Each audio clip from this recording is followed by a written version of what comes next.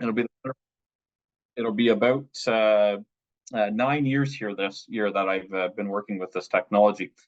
If you're not familiar with SoilOptix, we're a Canadian-based company, headquartered down here in Tavistock, Ontario. So if you're not familiar with the geography of that, roughly halfway between London, Ontario, and Kitchener-Waterloo area.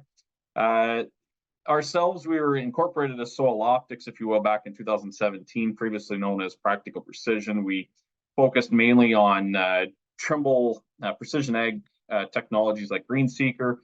Previously sold software like FarmWorks, and I won't get too much into that with Boyet on here, of course. And we're a fantastic young team of data analysts, programmers, researchers, sales support, and admin, and really trying to bring a technology that is Canadian-based around the world. And up until this point, we operate, as you can see here, really across the world with respect to pretty much every continent outside of Australia at this point.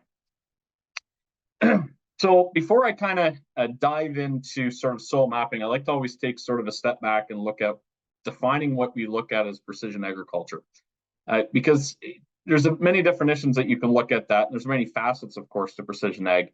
So I like to look at it from the, let's say, the broken down definition from the International Society of Precision Ag, which is defining essentially as a management strategy that takes account of temporal and spatial variability to improve sustainability of agricultural production. So, I mean, there's a lot to certainly unpack there. You look even at that graphic below, you know, there's a lot of different technologies, obviously, that are on the market, that are accessible, you know, at the grower level, at the industry level. And we all do play kind of a crucial part to bringing a holistic view, if you will, to the production of agriculture as a whole. Of course, I'm going to kind of focus on one key specific to it, which is sort of the soil side, right? Understanding your soil variability across the field for the production of those crops. And really, it's an understanding of where your current soil parameter levels are, whether that be nutrients, whether that be your soil pH for your balance of your soils, texture, physical properties like organic matter, as well as CEC, and even getting into sort of the soil health side of carbon. And really, each one of these play with each other, right? Especially with the pH side and the nutrients and how they work together. And you can see that on the top right of the slide with respect to sort of the limiting capacities of these various nutrients and how one can limit the other in terms of potentially of losing yield. And it really comes down to, you know, balancing that soil through pH and looking at it, you know, collectively amongst a variety of different properties based, again, on the crops that you are producing, of course, because that can vary certainly on that factor. And really, it can be used as a baseline for sort of the management plans, right? This can be almost a first step that you can look at with respect to the very large consortium of different precision agricultural data inputs, whether that's, again, maybe looking at input data such as your fertilizer, such as your seeding, maybe even water, getting into satellite imagery, et cetera, et cetera. So soil can be really a baseline for a lot of bringing into those different management strategies. And one thing, of course, that you can look at is a temporal, meaning time, right? How has this changed over time through your different crop rotations? But one thing that certainly we focus on from a SoilOptix perspective, of course, is sort of the spatial data set. So that's understanding where the variability is across your field and trying to capture as much of that as quickly or as efficiently as possible. So if you really look at sort of the overall procedures that go into soil sampling, there are really a variety of different ways you can go about this. When you look at sort of the, you know, the basis that you could do is what we classify sort of a bulk sample, 25 acre per sample, if you will. And I mean, it gives you an idea of where maybe your most average is, if you will, but it really doesn't get into the nitty gritty of it. So you can really migrate into what I would classify as sort of the traditional methods of soil sampling, which would be this 2.5 acre grid. And I mean, you can start to really see sort of the picture of the field start to show itself. You can get into sort of a zone application, looking at maybe yield data, satellite imagery data to help identify maybe productivity zones, sample based off of that. You start to get a little bit of a picture there. And then, of course, you can bring in the soil sensing equipment, right? And this really starts to tell a picture, or tell a story, if you will, of really the variability of that field. And in this instance, we are looking across the field of CEC specifically. And just to kind of illustrate, obviously from a, what we're trying to really capture here is really the true detail, right? If you will, the Mona Lisa of it all, right? How close can we get to that real picture with technologies readily available on the market? So in terms of soil mapping, when I kind of speak about soil mapping, there's very many different aspects that you can go to evaluating this, right? Within the market, historically, over the last 40 years, it has been what we call active tools. So technology such as the Veris card on the bottom right there, which is out of Kansas in the US, or you can look at technology such as EM38 or Dual M, which is a electric magnetic spectrum or electric magnetic induction system, if you will, pulled behind a vehicle as you see below. There's manufactured down in Mississauga that do that.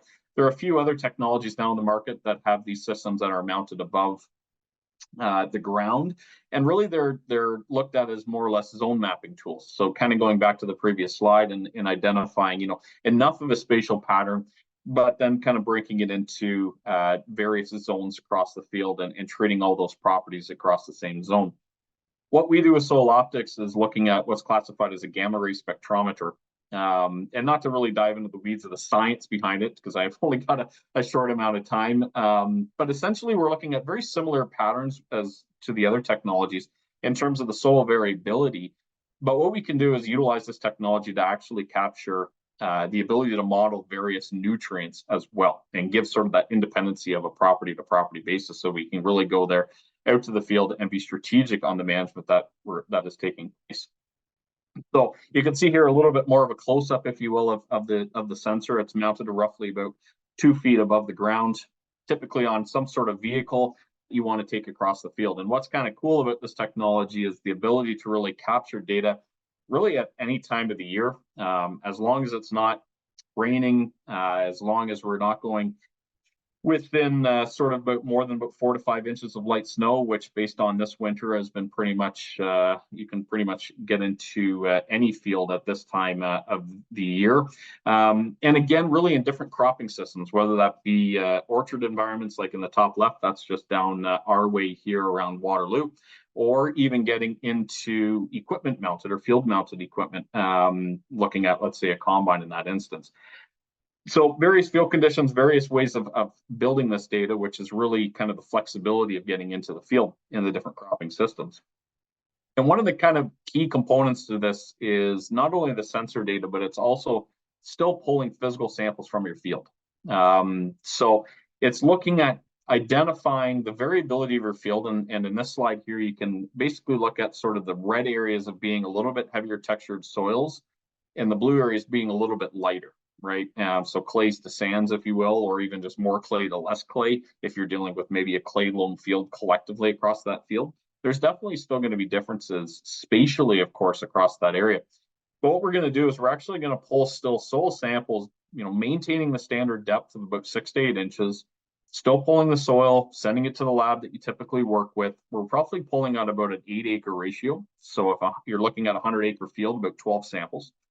And what we're trying to do is strategically place these samples across the field to capture sort of that high end, those more red areas, if you will, and the low end, which are those more of those blue areas, and then spatially distributing the remaining samples. So making sure that we're capturing as much variability in different parts of the field. And again, sending that off to the lab so that, again, we're still getting that standard information that you as growers, let's say, have always been accustomed to. But what we're doing is we're combining all of that information to produce these high definition soil, nutrient, and texture maps. So before I kind of dive into that, I kind of wanted just to give an illustration of what I mean by sort of those reds and blues. You can see here 4 different samples that I've illustrated, and kind of focusing in on sample 3, which is in the middle there in the sort of red area, and sample 5 on the west side there in this little bit more of a blue area. And you can see here sort of the change in the soil texture across that field. And that's really the backbone of this type of technology, is identifying these changes. Whether that's CEC-based, organic matter-based, you can really see sort of that change here, where that dark blue sample, which is that 0.5 on the right side of the slide, which was on the west side of the last slide there, and that really blue area, it's probably the most coarse sand or coarse soil in this field, versus that red area and that 0.3 in the center of the field. Again, you can see a little bit more organic matter, a little bit more clay material, and again, even to the light blue and the yellow on the left side there. So again, that's kind of showcasing sort of the variability that we're capturing with this tool, taking soil samples from those areas, because again, those soils are going to be treated very, very separately. And again, they're going to have different relationships to your various nutrients and even pH as well. So what we're able to produce are these various soil property maps. So you can see here a couple examples: sand percentage on the top right, soil pH on the bottom right, and organic matter on the left. Basically anything that you would expect to receive from your soil lab, that's what we're really producing in this. And why does high resolution soil information really matter? Well, again, our cropping systems are really unique, right? Where we can see really fine-tuned changes across the field. And sometimes we just don't know why, right? And some of those other methodologies that I showed with the Mona Lisa slide, they can really generalize what's actually happening in the field. And here's a really great instance in a sense of looking at organic matter, where the red on the map is lower organic matter than the green. You can see here in this potato crop specifically, and how much of a difference that is with only a couple hundred feet.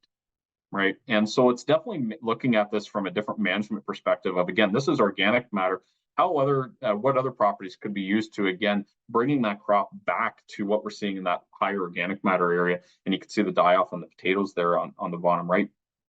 Looking again, here's a wheat crop. And, you got a pretty large area across this field with low organic matter. You can see here on the left picture here is sort of the wheat crop is certainly hurting. Not as much stand showing there versus you get into sort of that higher organic matter area.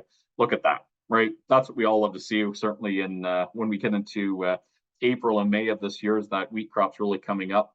And that's what we're trying to capture. And again, that's what can be generalized through maybe some of those other soil mapping technologies as well, or even grid sampling or zone sampling. So that's what we're really trying to capture with this sort of information.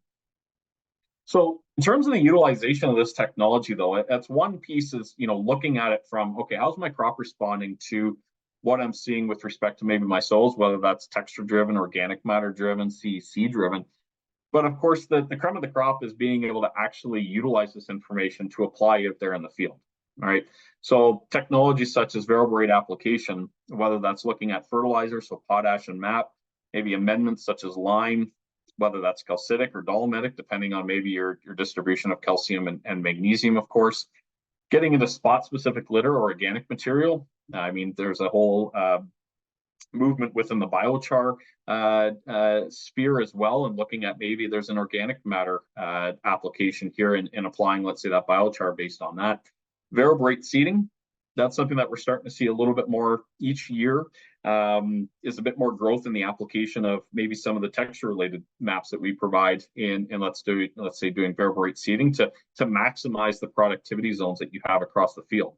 And even into irrigation. I know many of us here, certainly in Ontario, are experiencing pivot irrigation. I mean, you go in Western Canada, of course, you see a little bit more, and of course down into the central US. And these are just sort of the opportunities that you can start to look at from an application perspective, again, based around, let's say, a little bit more of a high definition approach.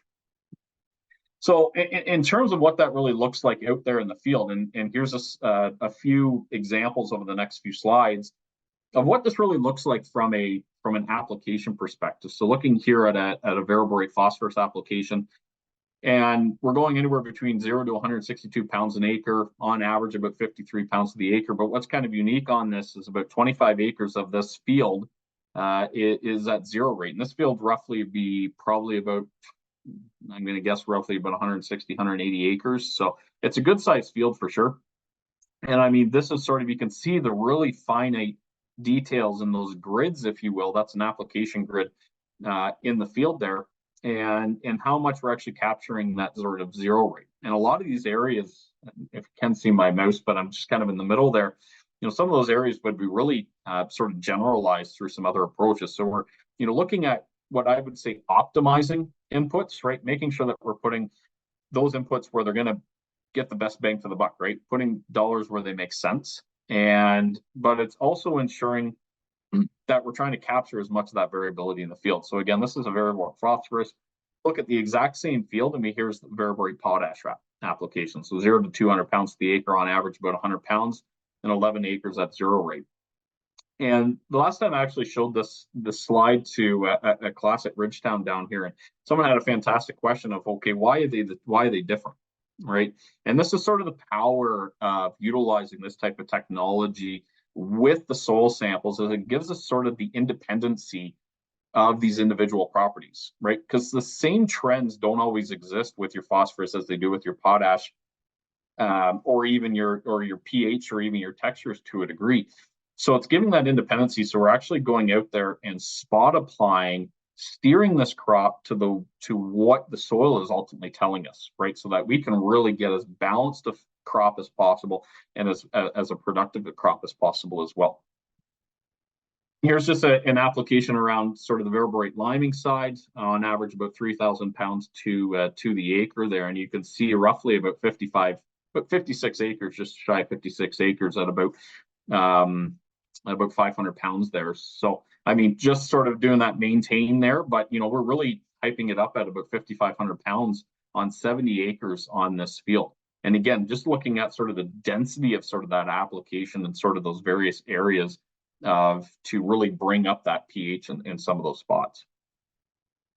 So that's all well and good, but what does it mean from a finance perspective, right? That's where sort of looking at this case study here, you look at sort of a 25-acre bulk sampling, and I would say that that's sort of the, just getting into the soil sampling market, right? It's certainly not ideal, but it's better than nothing, I would always say. And then looking again at sort of the high resolution scan side, which would be the SoilOptix. And so this is looking at soil bicarb, and you can see there on the top line, so you've got your 3 different fields there at the 25-acre bulk with the high resolution scan with the SoilOptix in the middle. And the difference there, essentially, where the red areas on that far right map would be areas that SoilOptix is showing it to be higher than what the bulk is, and then essentially in the orange would be areas where SoilOptix actually is less than what the bulk sample is telling us. And that really does translate down into the variable rate application, right? Where your map right there on the flat side with bicarb, of course, being the proxy for developing that recommendation at 140 pounds to the acre. You can see the distribution on the optics side, which is about 80 to 160. And again, showing where in those red areas on the difference side, we're applying less than what's needed out there in the field, right? So when you really put sort of the dollars to it, kind of basing around about $1,000 per metric ton on the map cost, looking at the various acreage that's being applied across on the variable rate side versus the flat rate, going through the various zones as well in the application. Of course, you're losing money on areas that, let's say you're applying more than what the bulk is showing, but areas where we're saving, right? And here's about $4 an acre savings just on the application of MAP in this instance. That's not accounting for maybe opportunities with the lime application, possibly maybe even potash. And again, you spread that out, hopefully to even a yield bump, and you're really going to see some of those gains around sort of utilizing high definition data like this to really be out there and applying. So just looking at just another example quickly is sort of looking back again to sort of how does this all compare to a yield? So this is looking at dry yield on the wheat side, and the SoilOptix was done actually after. And you can see here, I mean, there's definitely some really high producing areas in this field, but there's definitely some low producing areas. And so we're looking at anywhere between 30 to 100, or sorry, about 50 to or 30 to 175 bushels to the acre on this wheat crop.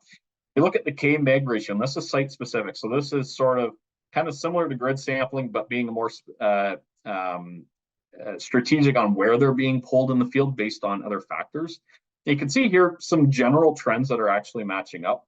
When you combine that with sort of the SoilOptix side, you can really see that starting to pop on the K-MEG ratio side, right? So trying to maybe look at, is there an over application or an area where in those lighter tanned regions where our magnesium is probably a little bit out of whack or out of balance, let's say, with what our K would be or what we'd be looking for, let's say. And that's what you can see here. So our magnesium is really, really low in those areas on the magnesium percentage side. So we really want to build that up, and that's probably what would actually drive that wheat crop back up. You can also look at it from a textural standpoint, right? So plant available water is one of the layers that we produce. And you can see here some really good correlation with some of those high producing areas on the east side are actually areas where we have a little bit heavier textured soil. We also have a little bit higher organic matter in those areas. So a bit more nutrient holding capacity, of course, too. So that does give us some abilities to maybe be a bit more honed in even on the magnesium side on those areas, even through those high producing regions on the yield side too. So one last thing I just kind of wanted to touch on as I'm heading into sort of my last slides here is sort of the strength and texture. And this is sort of something that's always or can be overlooked with respect to sort of management of soils. Every grower certainly knows where their heaviest and lightest soils are, like the back of their hand across their field, but they may not understand where exactly those boundaries are, right? And that's where sort of the strength of this type of technology comes in, is understanding where those boundaries are, understanding how water moves through the field, understanding sort of the relationship of nutrient availability across these different types of soils. And so that's where it's something that's basically a standard with this type of technology that we actually provide back to the marketplace.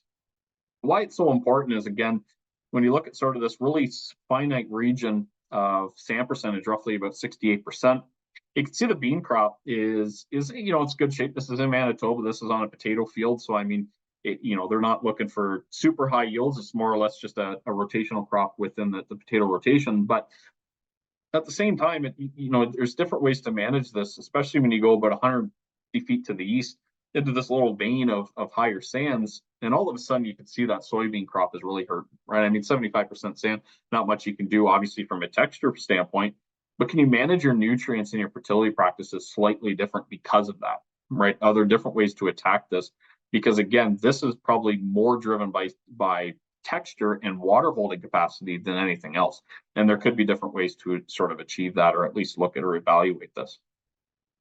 And from a vertebrate seeding side, this is sort of where the texture kind of comes in, looking at plant available water again as one of the proxies. And based on that, in areas where we have a little bit higher plant available water, we're going to push that rate up because we know that that's going to be an area where there's going to be a bit more water available, but maybe a bit more fertility opportunities there too. So we're going to bump up that seed count, but we're going to save it down in those lower producing areas on the lower plant available water.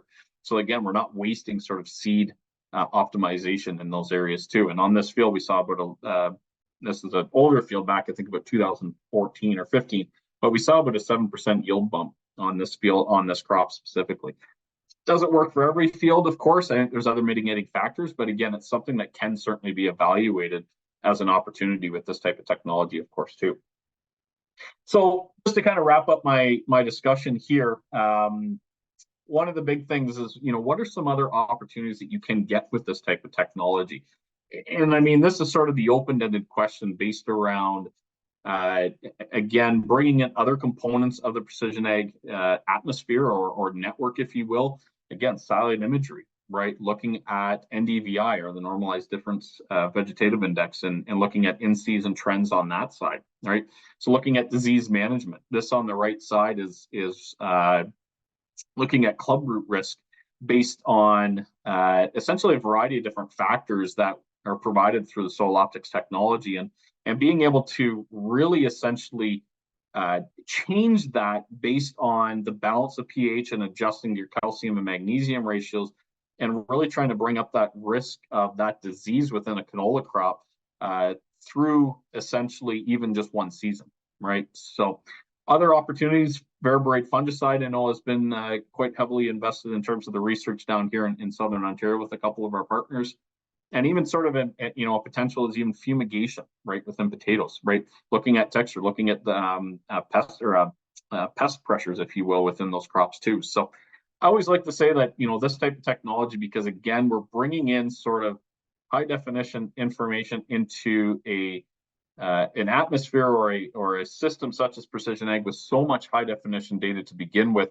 We're just sort of leveling the playing field on that and leaving possibilities to agronomists, to growers, to really untap some of this potential and identify various pockets of opportunity across the field for whatever you're trying to manage and chase. So with that, hopefully I didn't go too over there, David, but I certainly welcome any questions if there is time.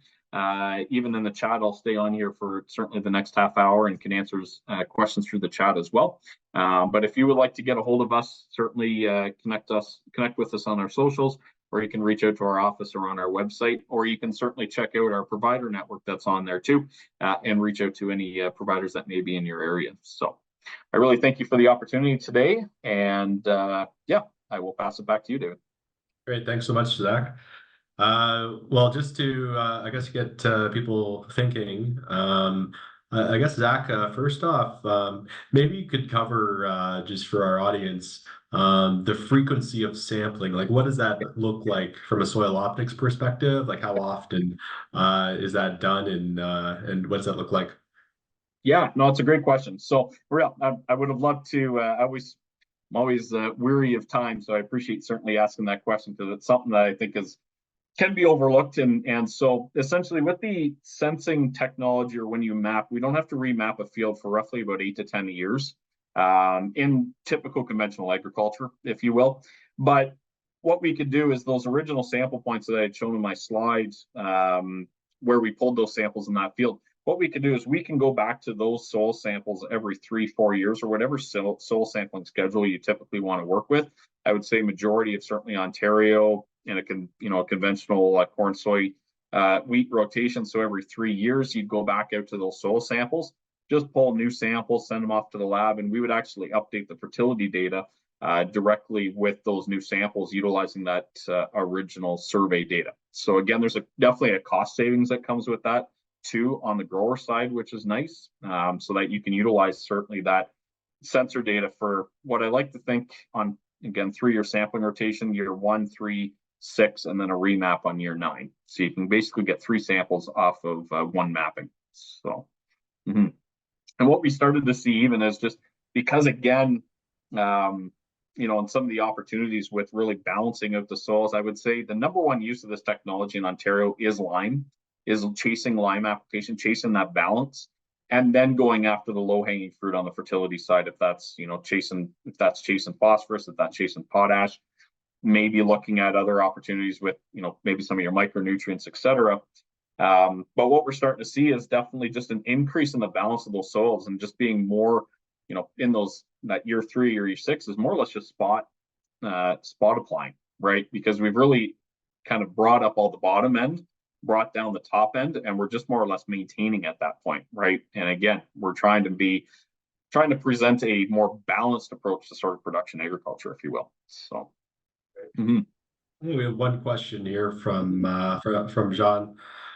Is SoilOptix currently utilizing machine learning or artificial intelligence to uncover maybe chemical or physical relationships between potassium readings, other nutrients in the soil? Yeah, that's a great question, John. Yeah, so I would say we're always evaluating new methodologies of developing these models. I can say that it's not lost on us on the ability to certainly bring in other methodologies like machine learning. Let's say we have been working on fairly heavily on a lot of automated processes and trying to leverage, again, you can imagine the database that we've built. So, trying to leverage some of that historical information to help move forward our opportunities of presenting an even more accurate and more precise model in regions around the world. So, yeah, it's definitely something our R&D department is consistently working on in a variety of different factors. I'll add a few other questions. Maybe you guys could do that in the chat. We had a question from Barry as well. When you do the physical sampling, what variance rate do you find with the gamma ray spectrometers inaccuracy a producer wants to use the data interface with his equipment? And how accurate is the variable seeding rate with that soil analysis?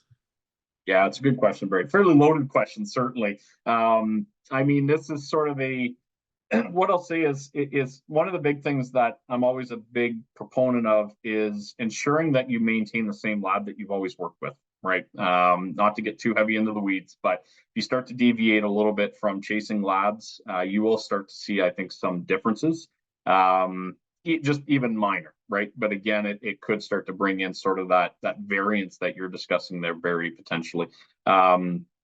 One of the other components, of course, is just maintaining good sampling practices, so that again, we're trying to limit how much variance is coming into the model, because that will transition, of course, through to what is being outputted, right? So I always say kind of garbage in, garbage out, right? So we want to maintain as high quality of certainly sampling, but even data collection, right? If you're not collecting the data within sort of roughly our standard SOP, that can also start to play a factor into it. So, we do have a lot of auditing and different ways of sort of managing that, so that we can ensure that, the best data is being really returned back to the client, because then that does go into sort of the application accuracies, right? And how we're working on that too. So, yeah, I mean, in terms of the equipment side, that really comes down to what sort of equipment they're using. One of the pieces that I like to look at, I mean, this data is roughly about 11.5 feet in terms of the spacing per point. So that seems like a lot, right? There's not an applicator out there really in the world at this point that could certainly apply down to that resolution. So it's sort of looking at it from a sense of being able to take high resolution imagery like this, if you will, and creating it or putting it into a low res to match your applicator, right? It's a lot easier to go from high res to low than it is to go from low resolution to high resolution, right? So we're bringing more data into each application zone and each application grid, which increases, of course, the accuracy of there to as close to what is true to the field as possible. So hopefully that helps, Barry, and certainly if it doesn't, I'd be happy to connect with you offline to certainly fill that in further. Okay, no, I think that was good. Okay. Well, we're going to move right along. So thank you. We had someone unmute. Do you have a question, Dave? Oh, no, I'm sorry. I'm just getting ready to present. Okay. Oh, you're jumping the gun there, Dave. Okay. Thanks, Zach. And Zach will be around just for a few minutes. If you have a question, you can post it to him in the chat. Otherwise, yeah, Zach, if you'd like to put your information again on the chat, I think that'd be good if people want to follow up for further questions. So we'll move on to Dr. David Stark. Thank you, Zach. Thank you, David.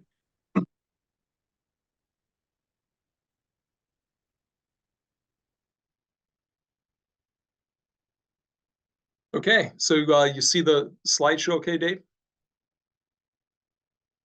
Yeah. Can you hear me, Dave? Yeah. And I share my screen.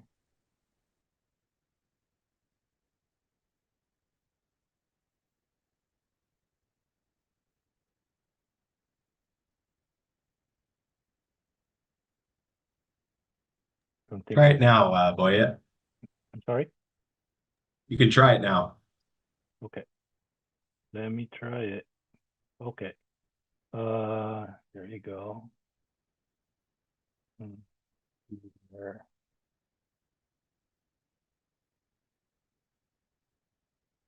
Okay.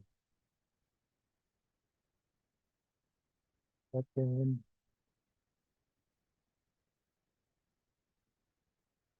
Can you see my screen now? Yeah, I can see it. I can see it now. Okay. Well, thanks, Dave. Thanks to RAIN for making us part of this forum. I'm the Ag Leaders representative for Eastern Canada. Let me just share my camera here. I might have to turn it off when I'm sharing some video clips. But anyway, we have Ag Leader have partnered with Brandon Tosh and Brian Carr. I think they're on this Zoom meeting as well. Of Backroads Equipment. We are blessed to partner with them as our dealer in Algoma County. With their support and services, we're able to offer our precision ag products. Before we go full steam ahead, I'd just like to, and maybe you can put this in the chat, like to get an idea, just lay of the land for those who are farming. How many of you are have precision ag equipment in your farm? Maybe a thumbs up or a smile emoji to say, do you have it?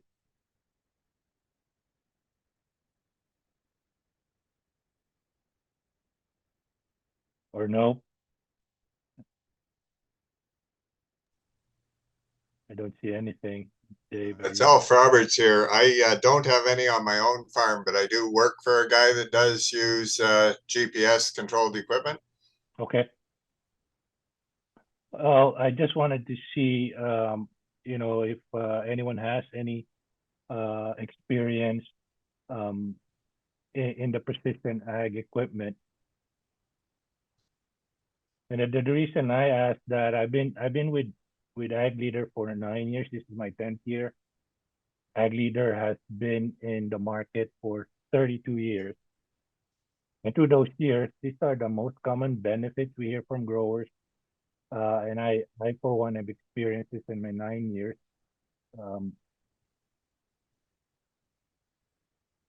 Most of them have mentioned about increased productivity. A big part of this is the improved or better yields that they've been getting. And the efficiency part really is when they are able to reduce costs, especially when with inputs like feed, fertilizers, or even fuel. They're being efficient in their farming operation. They're able to minimize that cost and also that environmental impact. A lot of growers that are customers of ours, especially on the GPS and steering part of it, have mentioned about a better quality of life just because they are not fatigued after the day in the field. Most importantly, in precision ag, and this is not just Ag Leader as a whole, as in the industry, we want our customers to be profitable. We're not gonna exist without our growers being profitable. And if your productivity is up in your farm, people will hear it, and that would tell a lot about the impact in land value as well. So I'd like to share a short video clip here on how Ag Leaders started with their humble beginnings. So hope this will work.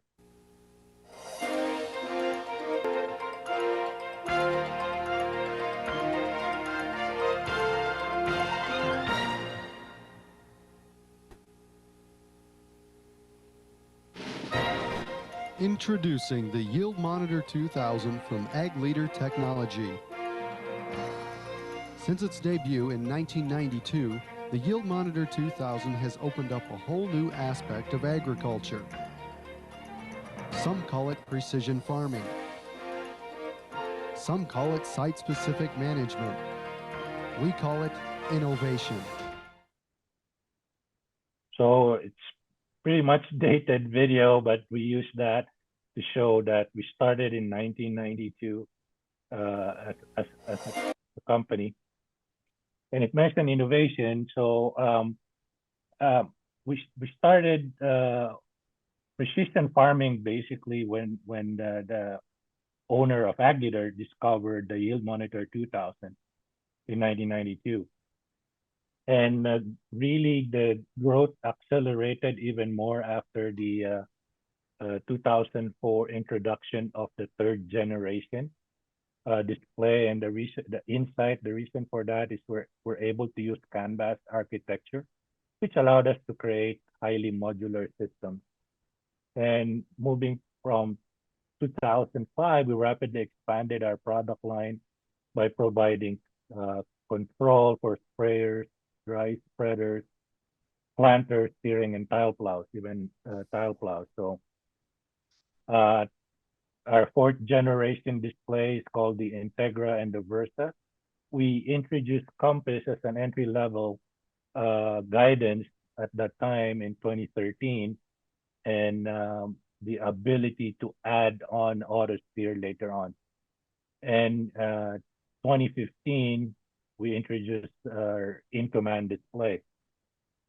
So where are we right now? Fast forward, I'll share another video clip with you. Farmers today face more challenges than ever before. That's why Ag Leader is devoted to developing precision farming technology that improves the lives of farmers. Technology that places every seed precisely and optimizes inputs to give the crop exactly what it needs to achieve its greatest potential, while being stewards of the land. Technology that integrates seamlessly with the machinery you already own, automating and connecting information across every machine and device on your farm, enabling you and your team to make critical decisions on the go. Technology that just works across every season from planting through harvest, making a long day's work more enjoyable and productive. As a farmer, you do it all. So should your technology. Ag Leader, family-owned and operated and solely focused on precision farming technology since 1992. So Ag Leader is based in Ames, Iowa, and all of our products are made in the U.S. I understand and I know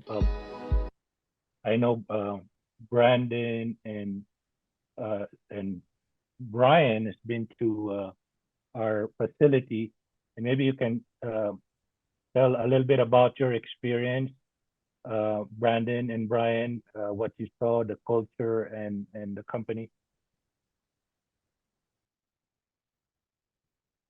Just the fact that they have sourced everything locally as close as possible instead of everything from overseas, and the attention to detail to everything before it leaves the factory.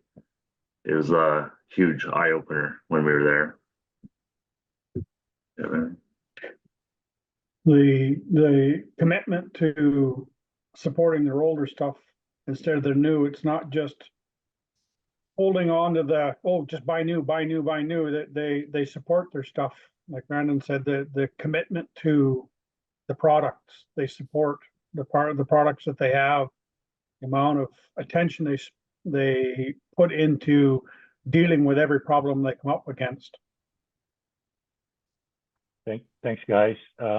Our mission really is to solve problems for farmers, solutions that positively impact profit, and by providing solutions to overcome those challenges, we're helping farmers to be profitable in their operation.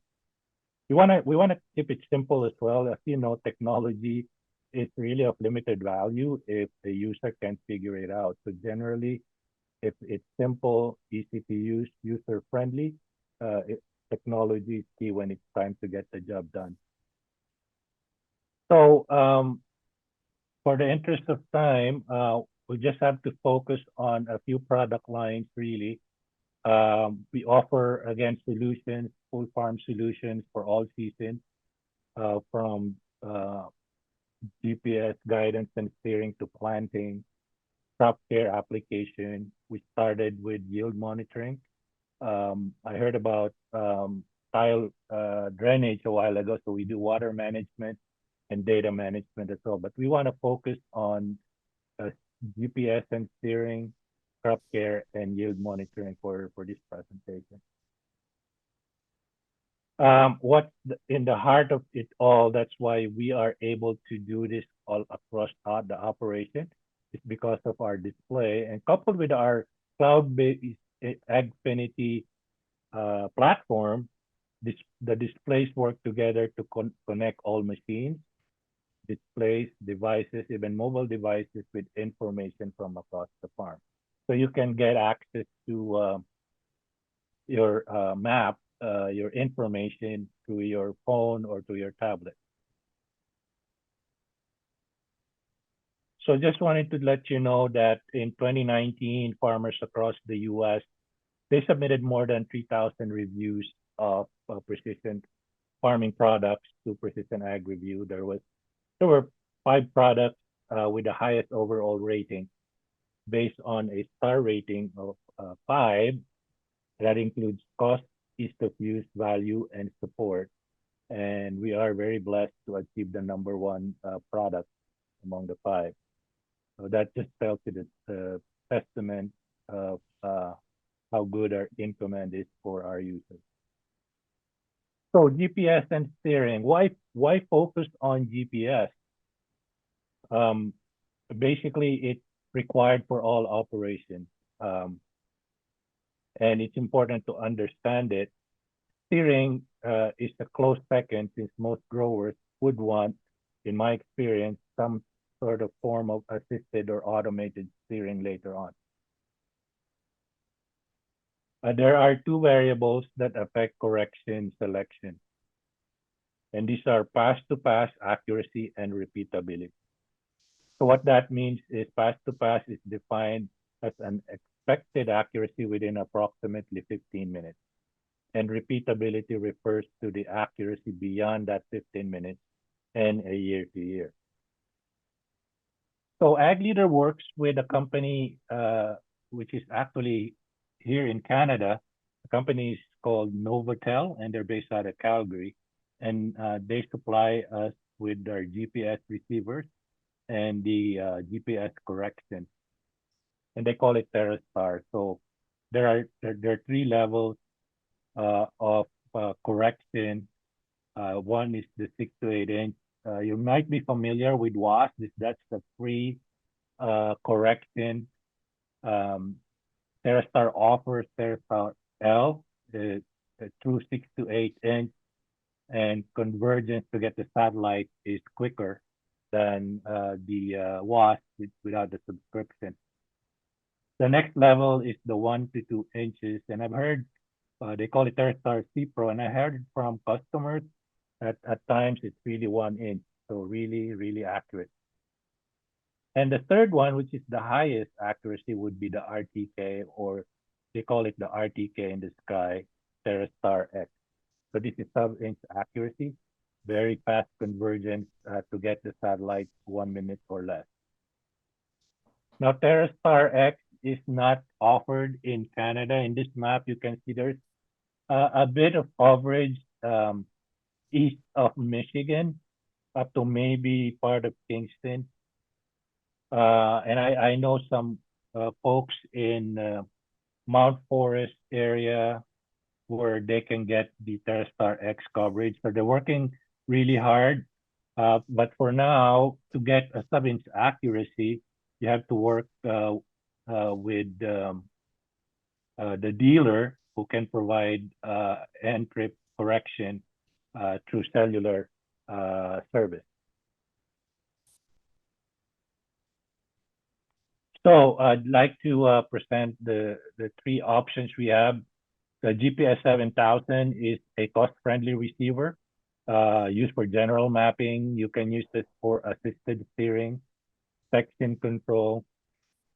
It is also GLONASS enabled. You can use TerraStar L with an unlock. You have to unlock this receiver, or you can go higher to 1 to 2 inch with a TerraStar C Pro. The next one is what we call the GPS 7500. It can do all the things that the 7000 can do, plus you can upgrade this receiver to RTK. So it's low profile. 7500 can be upgraded, as I mentioned, to RTK. And you have dual frequency on this GPS. And the third one is what we call a dual track. So as you can see in the picture here, in the image, there's two 7500 receivers. So we use this for high accuracy application. So it always reports a stable heading, rapid line acquisition, really ultra slow speed, allowing to engage steering as low as 0.08 kilometers per hour, really slow. If you use the single receiver, the 7500, it can do 0.32 kilometers per hour. Used for specialty crops, planting or harvesting, or bedded crops, or even installing drip tape. And this is the only dual antenna system in the market right now. So moving to steering, this is our what we call our SCM, or steer control module rather. So we use this for integrated as well as assisted steering only on our in-command displays. Feature 9-axis terrain compensation, and it communicates to with the displays via the internet.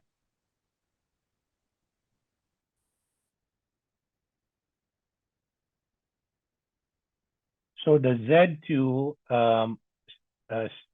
steering control module is available for steer-ready equipment. So if your tractor or your sprayer, your combine is steer-ready, we should have a kit, and you can use this SCM.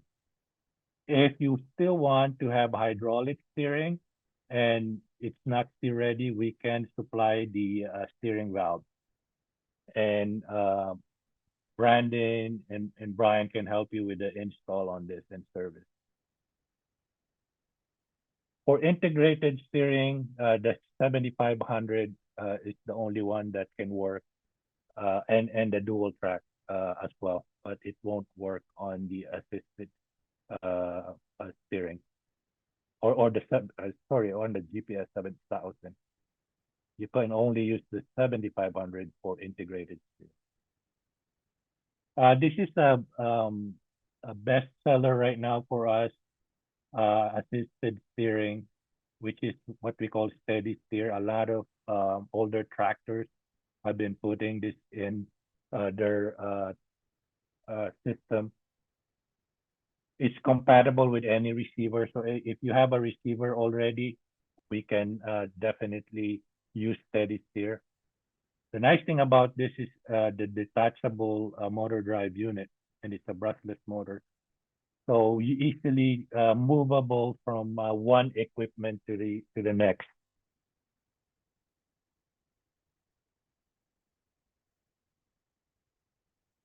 So I'd pause for a moment and just check if there are any questions, Dave.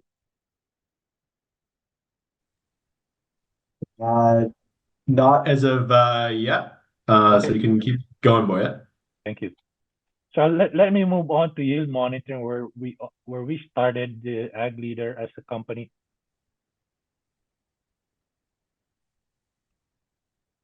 So what is yield monitoring and why is it important? Well, first, it provides real-time feedback. This is kind of like your report card after the season. Can be used for instant observation as well in the field, so you can make that decision. Comparison as well is an observation can be made on the go. You can identify which variety or fertilizer or even fungicide trial perform better. By recording accurate data, it can be taken back to your office to print maps and further analyze comparison.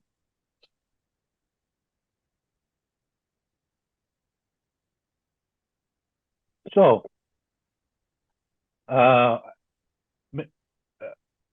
Zach mentioned about soil maps a while ago. So the value of yield maps, as you can see here, this is an actual field in Iowa, in the Midwest. And if you look at this image, why is yield higher on this side of the field, or why is it lower on the southeast side of the field? As the late season fungicide paid off, what hybrid yielded the highest? So it gives you information that you can analyze better, especially if you have something like a yield map. So here's an example of the same field, and as you can see, hybrid A and hybrid B. So is hybrid B better than hybrid A? This one example, as you can see, is also having a fertilizer applied map, comparing it to the harvest yield map. So on this west side of the field, you can see that there was a higher rate of fertilizer applied. Another thing that you can compare it with is your elevation. So in this example, as you can see, the south east corner, we have a slow spot. So it's easy to compare that back to the yield map, and we can see a strong correlation on it. So really, having this information is really key to making good, sound decisions for next year. So in terms of variety tracking, if you have an Incomend 1200, it has this feature, and if you use the same 1200 for planting, you can automatically see the variety when you're harvesting. And if not, you can put it manually if you don't have that planting data or information. Let me pause for a while if there's any question on the yield monitoring part. No. Okay. Thank you. You're welcome. Oh, go ahead. Is there a question? Okay, I don't think so. So let's go to crop care. Application has its own challenges, and we're really always interested to know challenges farmers go through. Always increasing cost, fertilizer or even chemical. Seed is the same thing. Another challenge is pest resistance. You know, I hear this all the time when I attend agronomy meetings. They talk about, you know, making sure you apply the correct amount, the correct rate. Don't over apply, don't under apply. And labor, I don't know in the area if that's a challenge too. Just finding somebody to help you be a spraying operator. We hear this all the time, especially in the Midwest. So looking back at the tools that used to be available to accomplish the mission, it's safe to say that we have come a long way. Many of today's sprayer operation has a much easier job than the operator of the past. But the challenges remains the same for operators, just to maintain that consistent speed. There's this challenge of hard to kill weeds and pests. Running short on chemical is another thing, and we don't want you know, what we've sprayed that drifted to the neighboring crop, or even worse, damage your own crop. The job though remains the same while the equipment has changed, and we've seen sprayers have gotten bigger, faster, more convenient to operate. We still have to kill all the weeds. We need to avoid killing the neighboring crops, and we have to cover the entire field, again, with the right amount of product. So we always talk about the right rate, the right coverage at the right time would be our objectives when we're doing application. So this is the reason why we wanted to meet those objectives that we came up with Right Spot. So we have been in the application, section control, SWOT control, even record keeping on sprayers and spreaders since 2005. So Right Spot is a addition to this family, this recommend product line. And the reason why we came up with this is, again, we want to meet those objectives. Right Spot is a precise nozzle by nozzle PWM application system that increases accuracy and improves coverage quality on the sprayer you own. And as you've noticed, it's the blended pulse technology, alternating the pulsing to remove the risk of coverage gaps of PWM nozzles. So building upon these features, Right Spot provides the capability for customers who are ready to take spraying to the next level. So again, nozzle by nozzle squat control. Our system allows for flow and pressure to be controlled independently. So this means that no matter the speed you drive to a field, the pressure is maintained at the nozzle, so droplet size is never sacrificed. And the last thing is the turn compensation. This ensures the target rate is being met on both straight passes and 2 turns. So I'm not sure in the area if you have a lot of irregular size or shaped field or a lot of hills and contours. This is where it would pay off. So we have many years of experience to recommend.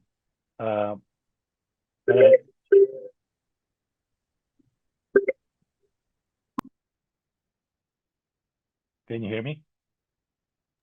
Yep. Yeah, okay. So we have experience for years on the recommend. We launched Right Spot last year. So I have a short video clip of growers' testimony, of customers' testimony of the use of Right Spot last year.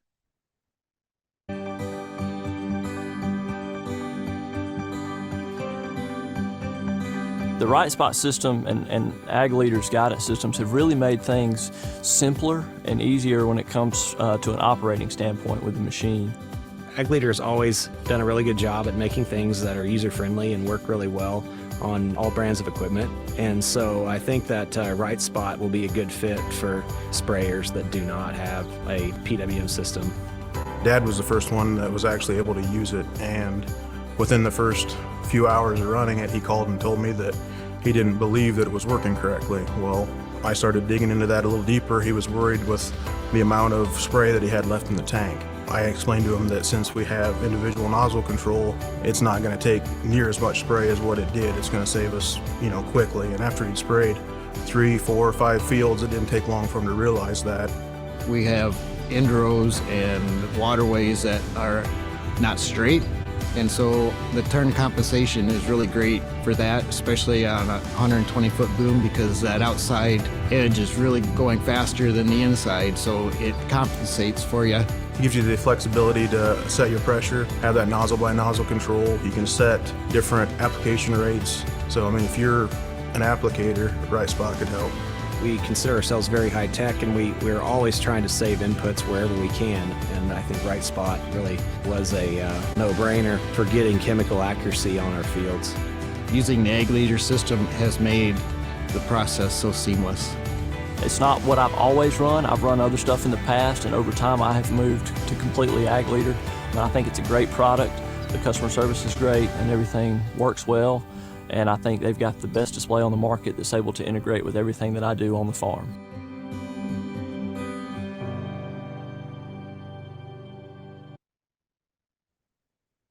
So one of the growers mentioned about being able to use that waterway. So time efficiency gains can be achieved with precise nozzle by nozzle and auto swat. Many of the growers' fields are broken with waterways and terraces. Not sure in the area, but with the right correction, boundaries, and high accuracy GPS, growers can save time by really spraying through the waterways.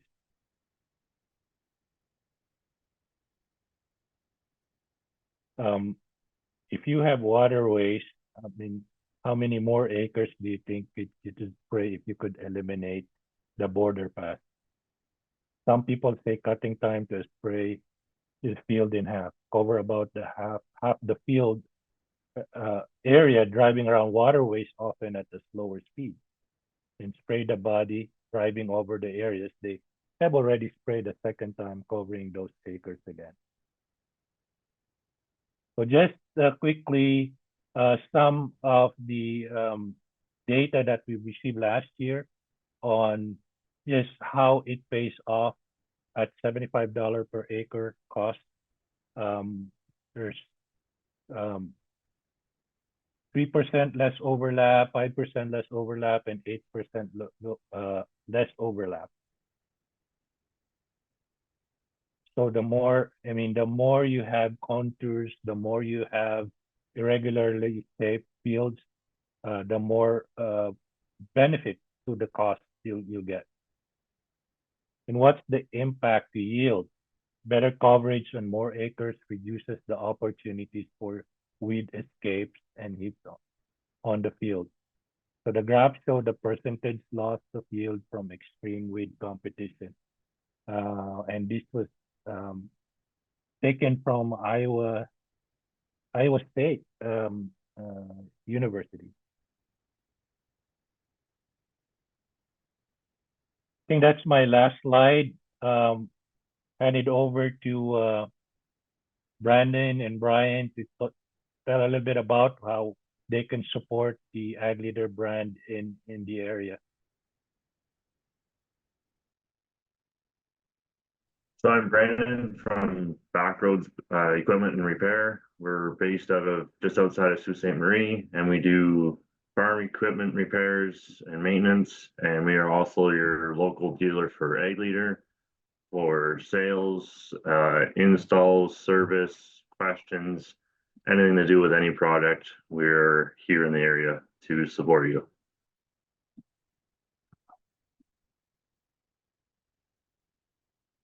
That's great. Could we get Brandon, your information in the chat there? I think that could be helpful for some folks.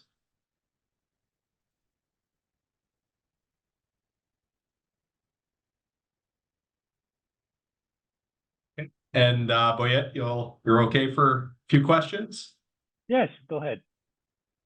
Okay.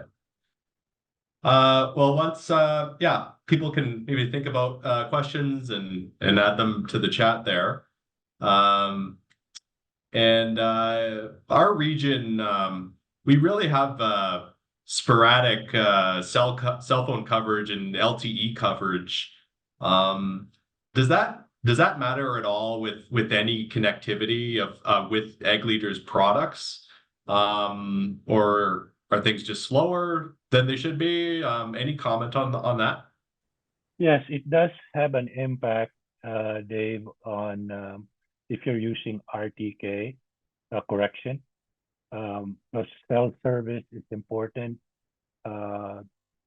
So if you're not using RTK, TerraStar C Pro, if you're okay with 1 to 2 inches of correction, it doesn't matter because it's all correction through satellite.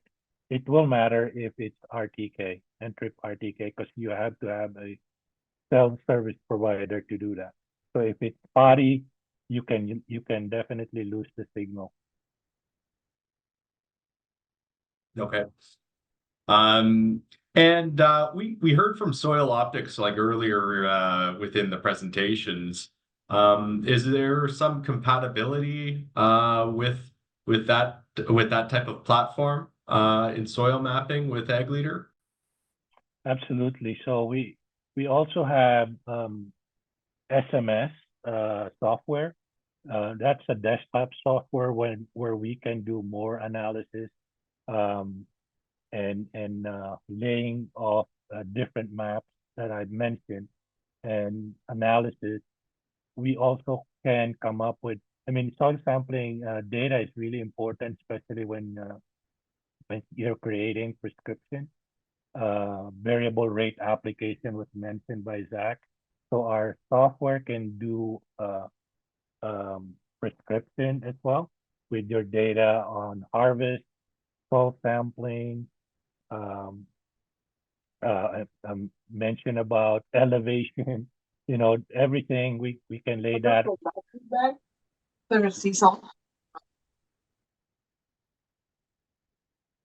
So definitely, I'm not sure if Zach is still around, but I think they also use our SMS software. So we also have a mobile SMS mobile software that most agronomists can use. So they can put their soil sampling information, and then once they get to their office, they can upload it to their SMS and do their analysis on it. Okay, great.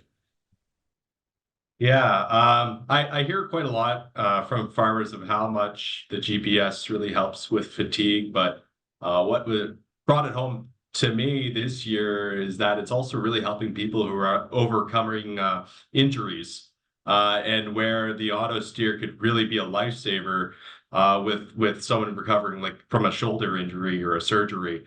And that I was like, oh yeah, I never realized, but certainly it has so many benefits. So I don't see any other questions here within the chat. But Boyet, please leave your info. Yeah. If I can add, David, this funny thing you mentioned that, because at the last farm show, I did talk to a grower who just had surgery on his shoulder, and that's the reason why he didn't have any auto steer before, but now he's considering that because of that situation. So it's funny that you mentioned that. I just had that same conversation. Yeah. Okay. Well, thank you very much, Boyet, for your time, and I hope we get you to come up to Algoma when it's a bit sunny and warm, and we can go for a tour. So I'd like to thank you as well as the rest of the presenters with David and Zach, and thank you everybody else for joining us here tonight. I hope you learned something new, something that you could apply, and something that you can take away to your operations. And on behalf of RAIN, I'd like to conclude our session tonight. And I hope anyone has a safe drive home wherever you are. And look forward to seeing you all again soon. Take care, everyone. Thanks, David.